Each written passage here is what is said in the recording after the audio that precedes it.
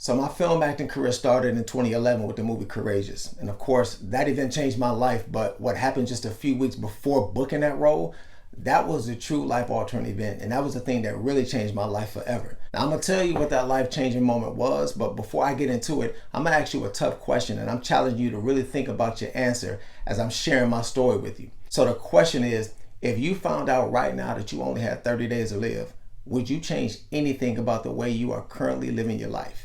Now don't answer too quickly. I want you to truly think about that for a minute, because when you consider the brevity of life, how short it is, and I know that's not something people really like to talk about or think about, but when you do think about it, that's when things tend to get real.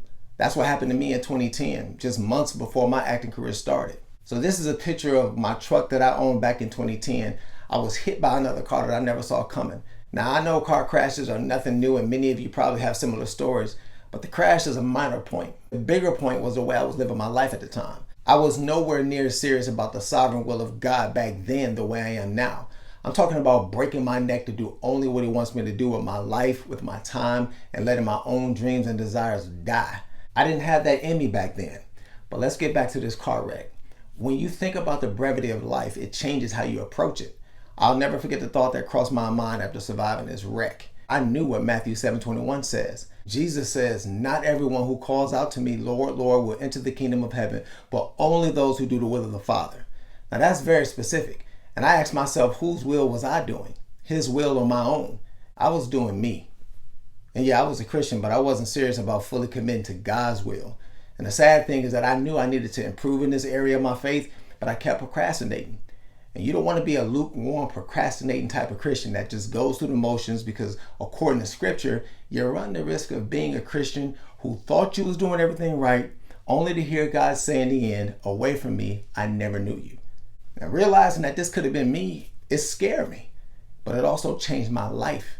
And that's why scripture reminds me that this kind of fear is a good thing. Proverbs 9:10 says, "Fear of the Lord is the beginning of wisdom." And this wreck and the thoughts that came from it, those were the beginnings of my growth. And James 4:13-14 became my no procrastination scripture.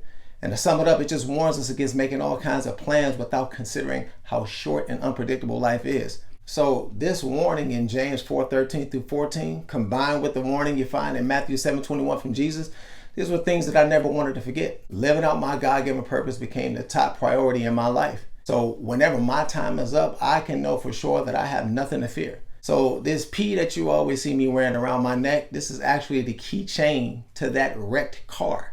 And this P stands for purpose. And it's just a reminder that God's will, his plans, his purposes, that's what Jesus accepts, not my own. And so that brings me back to the question that I asked you earlier. If you found out you only had 30 days to live, would you change anything about the way you're currently living your life? And even more specifically, if you're a Christian, would you change anything about the way that you're treating your relationship with Jesus? And if you can think of some things that you would change, I'd encourage you to work on changing them right now, especially when it comes to doing the will of God. Because forget the 30-day thing. One thing we do know is this: either by death or by Christ coming back, life could end at any moment. It could be 30 years, 30 days, 3 hours, 3 minutes. The bottom line is this: a guaranteed meeting with Jesus is scheduled, and we have no idea when that is. So just think about that for a minute. All the meetings that you hope you get one day, or appointments with somebody important or whatever, they ain't promised, but you definitely got one that's scheduled with Jesus, and it's coming and you don't know when it is. That's the one meeting you and I should definitely make sure we're prepared for.